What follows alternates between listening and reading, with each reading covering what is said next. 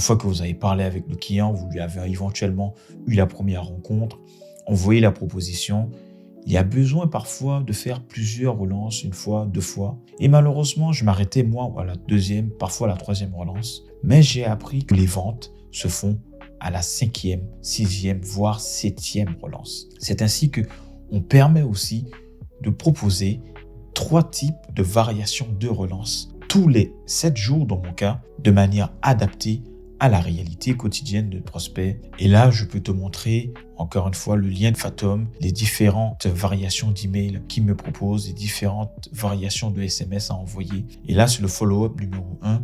Et là, on va en faire autant que nécessaire avec le style de l'appel, le style de la personne et bien évidemment de manière adapté selon les bons types de relance. Et cela peut être un suivi sur un événement lié à son secteur d'activité, un suivi sur une attention ou sur un besoin secondaire qu'il avait exprimé, peut-être offrir une porte de sortie et dire et déclarer poliment que ce projet n'est peut-être pas une priorité pour toi et que je conclus que ce n'est pas le bon moment pour en parler. Et toutes ces relances, je les reçois au bon moment, tous les 7 ou 10 jours, ou selon la fréquence que tu le souhaites, au bon moment dans ma boîte courriel. Je choisis la version qui me parle le plus, j'édite légèrement, j'ai toujours la possibilité de réécouter l'appel et j'envoie en quelques minutes la version par texto ou par email. Alors, tu viens de voir en quelques minutes ce qui me prenait plusieurs heures à faire pour un client.